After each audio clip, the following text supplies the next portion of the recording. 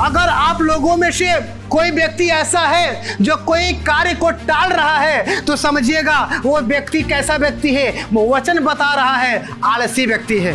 बहुत से लोग कहते हैं अभी समय नहीं है, बाद में सेवा करेंगे, बाद में पढ़ाई लिखाई का कार्य करेंगे, अभी तो उम्र बहुत कम है हमारा, अभी तो हमारे पास ज्यादा उम्र बचा है, अभी तो हमें पैसे कमाने का टाइम है, अभी तो हमें कोई अदर कार्य करने का टाइम है। ध्यान दीजिएगा, पवित्र आत्मा अपने पवित्र शास्त्र से, पवित्र बाइबल से हमसे और आपसे क्या कह रहा है। यदि एक छोटी चींटी भविष्य की तैयारी कर सकती है तो परमेश्वर की संतान क्यों नहीं कर सकते। जब व्यक्ति प्रार्थना को छोड़ देता है, बाइबल का अध्ययन करना छोड़ देता है, प्रभु में संगति रखना छोड़ देता है, सेवा करना या सेवा में मदद करना छोड़ देता है, तब उसका विश्वास क्या होता है, कमजोर होने लगता है। रोमियो 12 अध्याय के 11 आयत में लिखा गया है, मेरे प्रियो, प्रयत्न करने में आलसी ना हो, आत्मिक उन्माद में भरे रहो और प्रभु की सेवा करते रहो।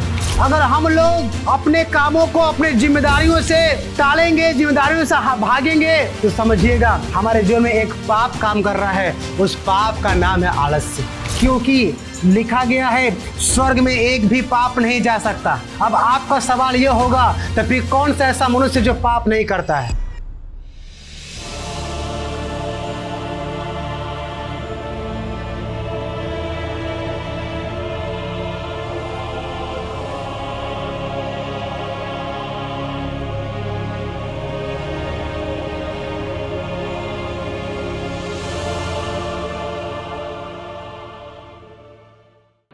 Hallelujah, hallelujah. मेरे प्रियो, आज हम ऐसे शत्रु के बारे में बात करेंगे या बात करने जा रहे हैं जो तलवार लेकर नहीं आता, जो शोर नहीं मचाता, लेकिन धीरे धीरे हमारे सपनों को, धीरे धीरे हमारे विश्वास को, धीरे धीरे हमारे परिवार को, और धीरे धीरे हमारे सेवा को, और धीरे धीरे हमारे भविष्य को नष्ट कर देता है। उस शत्रु का नाम है आलस्य। हालेलुया। उस शत्रु का नाम है आलस्य। आलस्य केवल काम न करना ही नहीं है, आलस्य केवल काम न करना ही नहीं है, बल्कि यह परमेश्वर के द्वारा दिया गया समय को, सामर्थ को और बुलाहट को टालने का एक प्रकार से प्रक्रिया है, यह कार्य है। शैतान हमेशा यह चाहता है, मेरे प्रियो, शैतान हमेशा यह चाहता है कि हम कहते रहें कल से प्रार्थना करूंगा। हालेलुया। आप लोगों में से बहुत से लोग कहते हैं, जब कोई उचित कार्य आपको करने का बर्डन प्राप्त होगा तो आप ये कहेंगे कल से हम उस उचित काम को करने का प्रयास करेंगे जिसके विषय हमें बोझ प्राप्त है। वैसे ही शैतान चाहता है कि हम कहते रहें कल से प्रार्थना करूंगा, कल से पवित्र बाइबल का अध्ययन करूंगा, या कल से बाइबल को पढ़ूंगा, कल से प्रभु का सेवा करूंगा, कल से एजुकेशन के प्रति कार्य करूंगा, कल से उचित कार्य करने का प्रारंभ करूंगा। लेकिन मेरे प्रियो, लेकिन परमेश्वर कहता है आज यदि तुम उसका शब्द सुनो तो अपने हृदय को कठोर मत करो, कल पर मत टालो। अगर आज परमेश्वर आपके हृदय से बातचीत कर रहा है तो उस आज के कार्य को कल पर टालने का प्रयास मत कीजिएगा मेरे प्रियो, क्योंकि जब आज के कार्य को कल पे टालने का प्रयास कर रहे हैं तो आप ये समझ जाइएगा वह हथियार जो शैतान का है, जिसका नाम आलस्य है, आपके जीवन में प्रबल होना प्रारंभ हो गया है, आपके जीवन में प्रबल होना प्रारंभ हो गया है। हालेलुया। और आज के वचन का जो टाइटल हमने रखा है वो इस प्रकार से भी रखा है, आलस्य एक पाप है। आप ये समझ सकते हैं व्यभिचार एक पाप है, हत्या एक पाप है, तो आप ये भी समझिएगा आलस्य भी एक पाप है। आलस्य को कोई नॉर्मल पाप मत समझिएगा। आलस्य वह अति भयंकर पाप है जो आपको परमेश्वर के डेस्टिनी से क्या करेगा, आपको हमेशा के लिए दूर कर देगा। परमेश्वर की योजना से आपको क्या करेगा, अलग कर देगा। इसलिए मेरे प्रियो, हम लोग आज के वचन को समझने का प्रयास करेंगे। हालेलुया। तो पहला भाग हम लोग देखने का प्रयास करेंगे। लिखने वाले लिख सकते हैं। पहला भाग है आलस्य क्या है। हालेलुया। आलस्य क्या है। हम लोग आलस्य आलस्य आलस्य नाम को सुन रहे हैं। आज फर्स्ट टाइम नहीं सुन रहे हैं, हम लोग प्रारंभ से सुन रहे हैं। आलस्य आलस्य आलस्य। लेकिन पहले भाग में हम आपको सिखलाना चाहते हैं आलस्य है क्या। आलस्य क्या है, मैं आपको बतला दूं मेरे प्रियो। बहुत लोग सोचते हैं कि आराम करना ही आलस्य है। हाँ, आराम करना आलस्य है, लेकिन आराम करना ही आलस्य है, सिर्फ ऐसा बिल्कुल सत्य नहीं है। आलस्य करना ही आराम करना ही आलस्य है, ऐसा कहना बिल्कुल 100% सत्य नहीं है। बल्कि आराम आवश्यक है, लेकिन जिम्मेदारी से भागना आलस्य है मेरे प्रियो। अगर आप कोई उचित काम के जिम्मेदारी से भाग रहे हैं तो वो क्या है, आलस्य है। आलसी व्यक्ति हमेशा बहाना बनाता है। हालेलुया। आलसी व्यक्ति को अगर कोई कार्य आप सौंपेंगे, उस कार्य को सुनकर क्या करेगा, आलसी व्यक्ति हमेशा एक बहाना बनाएगा उस कार्य को टालने का, उस कार्य को न करने का। अगर आप लोगों में से कोई व्यक्ति ऐसा है जो कोई कार्य को टाल रहा है, तो समझिएगा वो व्यक्ति कैसा व्यक्ति है। वचन बता रहा है आलसी व्यक्ति है। और आलस्य क्या है, एक पाप है। नीति वचन 22 अध्याय 13 पद कहता है मेरे प्रियो, आलसी कहता है बाहर तो सिंह होगा, मैं चौक के बीच घात किया जाऊंगा। आलसी कहता है बाहर सिंह है, अर्थात काम न करने के लिए वह कारण क्या करता है, ढूंढता है मेरे प्रियो। उदाहरण के लिए, अगर आपके पास कोई रिस्पॉन्सिबिलिटी हो, आपके पास कोई जिम्मेदारियां हो, आपके पास कोई कार्य हो, अगर आपके अंदर आलस्य नहीं है तो आप बरसात के मौसम में भी उस कार्य को करने के लिए क्या कर सकते हैं, प्रबंध और उपाय कर सकते हैं। धूप काल के मौसम में भी उस कार्य को करने के लिए उपाय कर सकते हैं। ठंडी के मौसम में भी उस कार्य को करने के लिए उपाय कर सकते हैं। लेकिन अगर आपके अंदर आलस्य है मेरे प्रियो, अगर आपके अंदर आलस्य जैसा एक पाप है मेरे प्रियो, अगर आपको कोई काम दिखाई देगा, आपको कोई काम सौंपा जाएगा, आपको कोई जिम्मेदारियां दी जाएगी, तो आप उस जिम्मेदारियों से भागने के लिए, उस काम को करने के लिए ये बहाना बनाएंगे कि बाहर तो सिंह होगा, अर्थात बाहर तो धूप होगा, बाहर तो ठंडी होगा, बाहर तो कुहरा होगा, बाहर तो बरसात होगा। और जैसे हम बाहर निकलेंगे तो चौक के बीच हम घात किए जाएंगे, अर्थात ठंडी हमें क्या करेगी, अपने चपेटे में ले लेगी। बरसात में हम क्या करेंगे, बीमार हो सकते हैं भीग करके मेरे प्रियो। ये आलसी व्यक्ति का क्या है, एक प्रकार से बहाने बनाने का और काम को टालने का क्या है, एक प्रकार से कार्य है मेरे प्रियो। काम को टालने का एक प्रकार से कार्य है। मैं आपसे कह देना चाहता हूं मेरे प्रियो,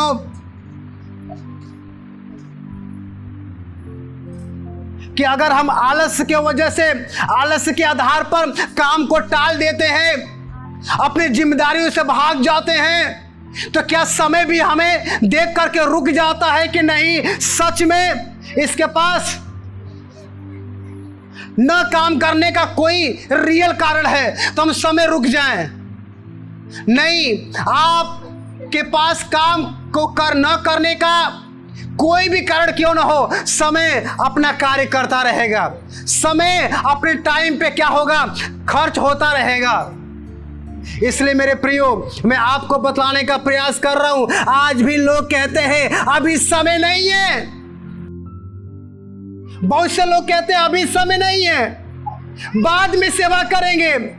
बाद में पढ़ाई लिखाई का कार्य करेंगे, बाद में घर की जिम्मेदारियों को अच्छे से निभाने का कार्य करेंगे। अभी तो उम्र बहुत कम है हमारा, अभी तो हमारे पास ज्यादा उम्र बचा है, अभी तो हमें पैसे कमाने का टाइम है, अभी तो हमें कोई अदर कार्य करने का टाइम है। हो सकता है गवर्नमेंट जॉब वाले इस प्रकार से कहे, प्राइवेट जॉब वाले इस प्रकार से कहे कि बुढ़ापा आ जाने दीजिए, रिटायर हो जाने दीजिए, उसके बाद हम क्या करेंगे? प्रभु का काम करेंगे, सेवकाई को प्रारंभ करेंगे। लेकिन बाइबल कहती है मेरे प्रियो, आज का दिन उद्धार का दिन है। अगर आज के दिन में हम ना समझे तो कल का दिन आएगा नहीं आएगा हमें और आपको नहीं मालूम। जो व्यक्ति अचानक मृतक हो जाता है, मृत्यु के चपेट में आ जाता है, क्या वो व्यक्ति ये जानता होता है कि क्या मैं अचानक कल मृत्यु को प्राप्त हो जाऊंगा? ऐसा नहीं है। हर व्यक्ति मन में कल्पना करता है कि हम कुछ टाइम के बाद ये करेंगे, कुछ टाइम बाद वो करेंगे, लेकिन बीच में क्या होता है? अचानक क्या होता है? मृत्यु के चपेट में आ जाता है। कुछ टाइम के बाद अलग अलग दुर्घटनाओं के, अलग अलग मुश्किलों के चपेट में आ जाता है, और उसके बाद शायद उसको समझ आता होगा, उसके आत्मा को समझ आता होगा, या उसके फैमिली को समझ आता होगा, ये भाई, ये बहन, ये जन अपने कामों को, अपने जिम्मेदारियों को टालता हुआ आ रहा था, शायद ये पहले कर लिया होता तो आज पछताने का नौबत ना आता, पछताने का कोई भी कारण न ढूंढ पाता ये। लेकिन मेरे प्रियो, आज परमेश्वर हमसे और आपसे कहना चाहते हैं कि हम लोग एक परिश्रमी व्यक्ति बने। हम लोग के अंदर जो आलस से एक भयंकर पाप छुपा हुआ है उसको निकाल फेंके, क्योंकि आलस का पाप अगर हमारे भीतर होगा, हमारे जीवनों में होगा, मैं सच बतला दूं, आप हमेशा कोई ना कोई कार्य टालते रहेंगे, कोई ना कोई जिम्मेदारियों को टालते रहेंगे, और हमेशा कल के विषय क्या करेंगे? कल्पना करेंगे। हमेशा अगले दिन के विषय क्या करेंगे? कल्पना करेंगे मेरे प्रियो। लेकिन ऐसा नहीं, ऐसा नहीं है। जब दूसरा भाग हम लोग देखते हैं मेरे प्रियो, दूसरा भाग एक एग्जाम्पल सेट करता है, चींटियों से सीखो। दूसरे भाग में परमेश्वर अपने पवित्र बाइबल से कह रहा है, चींटियों से सीखो। नीति वचन 6 अध्याय 6 और 8 पद में इस प्रकार से कहता है मेरे प्रियो, हे आलसी, चींटियों के पास जा, उनके काम पर ध्यान दे और बुद्धिमान हो। मेरे प्रियो, ध्यान दीजिएगा, पवित्र आत्मा अपने पवित्र शास्त्र से, पवित्र बाइबल से हमसे और आपसे क्या कह रहा है? हे आलसी, चींटियों के पास जा। वैज्ञानिक दृष्टिकोण से, या हो सकता है बिब्लिकल भी, मनुष्य को सबसे बुद्धिमान प्राणी बोला गया है, आत्मिक प्राणी बोला गया है। लेकिन आज पवित्र बाइबल कह रहा है हम लोगों को कि हे आलसी मनुष्य, हे आलसी व्यक्ति, चींटियों के पास जा, उनके काम पर ध्यान दे और बुद्धिमान हो। इसका मतलब यह है कि हमसे और आपसे ज्यादा कौन बुद्धिमान है? चींटियां। चींटियां। तभी तो परमेश्वर का पवित्र बाइबल कह रहा है, हे आलसी मनुष्य, चींटियों के पास जा, उनके कामों पर क्या कर? ध्यान दे। और जब तू उनके कामों पर ध्यान देगा तो उसके बाद कह रहा है बुद्धिमान हो जा, बुद्धिमान हो जा। उनके न तो कोई न्याय होता है, अर्थात उनके पास कोई मुखिया, कोई प्रधान नहीं होता है, उनके पास कोई संवैधानिक अथॉरिटी, संवैधानिक जो भी कार्य होता है वो नहीं होता है, न प्रधान न प्रभुता करने वाला। तो भी वे अपना आहार धूप काल में संचय करती है और कटनी के समय अपनी भोजन वस्तु बटोरती है। मेरे प्रियो, ध्यान दीजिएगा, ये चींटियां, परमेश्वर एग्जाम्पल में बोलकर कह रहा है, ये चींटियां क्या करती है? धूप काल में।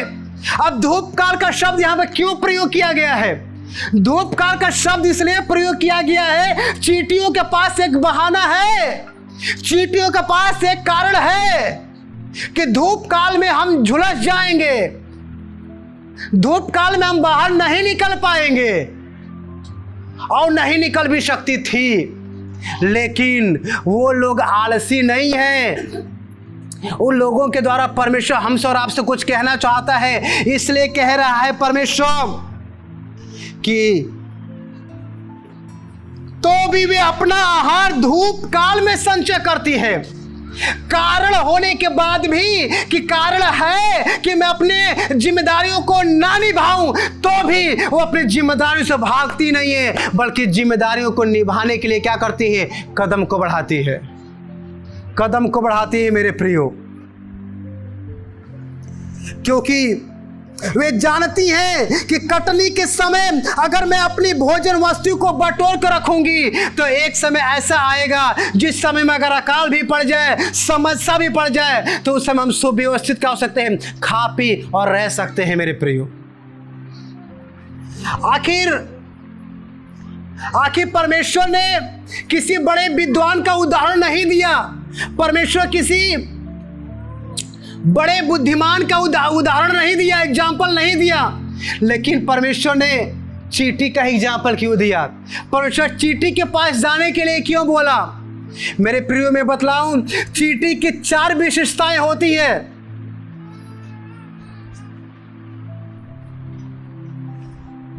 चींटी की 4 विशेषताएं होती है मेरे प्रियो। पहला इस प्रकार से है, वह बिना किसी निगरानी के, वह बिना किसी निगरानी क्या करती है? काम करती रहती है मेरे प्रियो। वो बिना किसी निगरानी के काम करती रहती है। वो ध्यान नहीं देती कौन देख रहा है कौन नहीं देख रहा है, उसकी जिम्मेदारी है, उसकी रिस्पॉन्सिबिलिटी है। वो क्या करती है? बिना निगरानी के क्या करती है? काम करती रहती है। समय रहते तैयार करती हैं क्या चीजें? अपने लिए सारे उचित प्रबंध समय रहते तैयार करती है, समय को खत्म होने के बाद तैयार नहीं करती मेरे प्रियो। चींटियां कभी हार नहीं मानती। आप चींटियों को देखेंगे तो चींटियों का, क्योंकि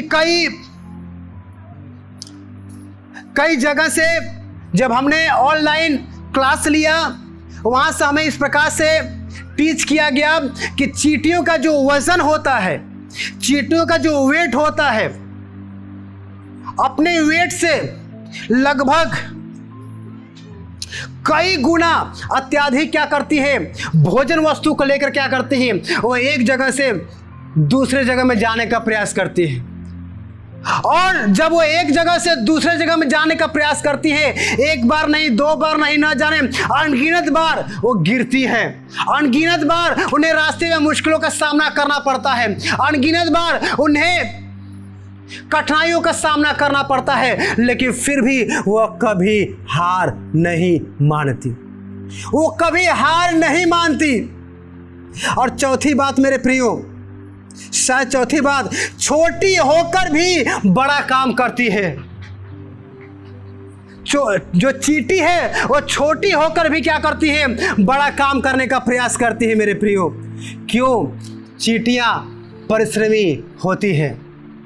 चींटियों की कुछ विशेषताएं परमेश्वर हमसे और आपसे कह रहे हैं, ताकि चींटियों से हम सीखें और परमेश्वर कह रहा है बुद्धिमान हो जाएं। यदि एक छोटी चींटी भविष्य की तैयारी कर सकती है तो परमेश्वर की संतान क्यों नहीं कर सकते?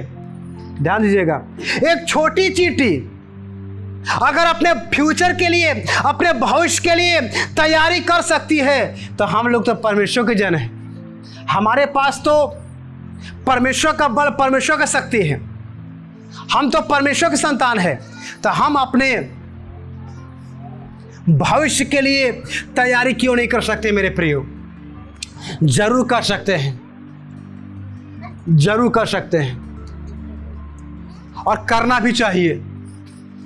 क्योंकि अगर हम लोग अपने भविष्य के लिए इस चींटियों के 4 विशेषताओं को जानने के बाद भी अगर अपने भविष्य के लिए अपनी जिम्मेदारियों से भागेंगे, तो समझिएगा फिर हमारा क्या दशा होगा, फिर हमारा क्या दशा होगा, शायद हम और आप नहीं कह सकते कुछ। तीसरा भाग इस प्रकार से मेरे प्रियो है, आत्मिक आलस्य सबसे खतरनाक आलस्य है। हालेलुया।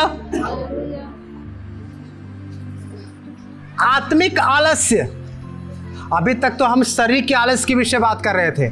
आत्मिक आलस्य जो होता है वो सबसे डेंजरस आइडल है। सबसे डेंजरस क्या है? वो आलस्य है। सबसे खतरनाक क्या है? आलस्य है। कौन सा आलस्य? आत्मिक आलस्य मेरे प्रियो। क्योंकि शारीरिक आलस्य से पहले आत्मिक आलस्य आता है। जब व्यक्ति प्रार्थना को छोड़ देता है, बाइबल का अध्ययन करना छोड़ देता है, प्रभु में संगति रखना छोड़ देता है, सेवा करना या सेवा में मदद करना छोड़ देता है, तब उसका विश्वास क्या होता है? कमजोर होने लगता है। तब उसका विश्वास क्या होने लगता है? कमजोर होने लगता है मेरे प्रियो। और इसका मतलब होता है उसके लाइफ में आत्मिक आलस्य आ गया है। आत्मिक आलस्य आ गया है। जब एक व्यक्ति के अंदर आत्मिक आलस्य आ जाता है तो शरीर का आलस्य ऑटोमेटिक आ जाएगा। शरीर का आलस्य ऑटोमेटिक आ जाएगा मेरे प्रियो। इसीलिए रोमियो 12 अध्याय के 11 आयत में लिखा गया है मेरे प्रियो, प्रयत्न करने में आलसी ना हो, आत्मिक उन्माद में भरे रहो और प्रभु की सेवा करते रहो। अर्थात हमें प्रयास करने में, कोशिशें करने में, हमें परिश्रम करने में आलसी नहीं होना है, टालना नहीं है किसी काम को, बल्कि हमें आत्मिक उन्माद में अर्थात आत्मिक उन्नति में, आत्मिक आशीषों में, आत्मिक अभिषेकों में क्या करें? हम लोग भरते रहें। अब प्रभु का कार्य से प्रार्थना करना नहीं है। प्रभु का कार्य वह सब कार्य है जो हमारे भलाई के लिए है, उचित है। अब प्रभु का कार्य क्या करें? हम लोग प्रभु के साथ करते रहें। परिश्रम में आलसी ना हो, आत्मा में उत्साहित बनो, अब प्रभु की सेवा हमेशा करते रहो मेरे प्रियो। जरा देखिएगा, क्या हम लोग परिश्रम में आलसी हो रहे हैं? क्या हम लोग परिश्रम में बहुत बार कारण ढूंढ करके आलसी होने का प्रयास कर रहे हैं? अगर ऐसा है उसको छोड़िए। अगर ऐसा है तो हमें परमेश्वर कहता है परिश्रम में आलसी नहीं होने की विषय। परमेश्वर हमेशा उत्साह चाहता है। परमेश्वर हमेशा हमारे जीवन में एक सामर्थ्य चाहता है, ताकि परमेश्वर क्या करे? कार्य कर सके। पवित्र बाइबल में जितने भी परमेश्वर जनों को चुना है और प्रयोग किया है, वो कोई भी क्यों ना हो, वो अब्राहम ही क्यों ना हो, वो जोसेफ ही क्यों ना हो, वो जैकब या आइसक ही क्यों ना हो, सब लोग क्या करते थे? अपने अपने कामों में क्या थे? परिश्रमी थे। इसलिए परमेश्वर ने क्या किया? उनका चुनाव किया। हालेलुया। परमेश्वर ने क्या किया? उनका चुनाव किया। चौथा भाग हम लोग देखेंगे, यीशु हमारा आदर्श। जो प्रभु यीशु है वो क्या है? हमारा एक आदर्श है। प्रभु यीशु मसीह कभी भी आलसी नहीं रहे। जब तक वो शरीर में थे 33.5 वर्ष तक, तब तक वो प्रभु यीशु मसीह कभी आलसी नहीं रहे। सुबह सुबह वो प्रार्थना करते थे, दिन भर लोगों की सेवा करते थे, रोगियों को चंगा करते थे, सुसमाचार सुनाते थे, लेकिन कभी भी वो आलस्य नहीं करते थे। कभी भी वह आलस्य नहीं करते थे मेरे प्रिय, बल्कि वो हमेशा क्या करते थे? परिश्रम करते थे।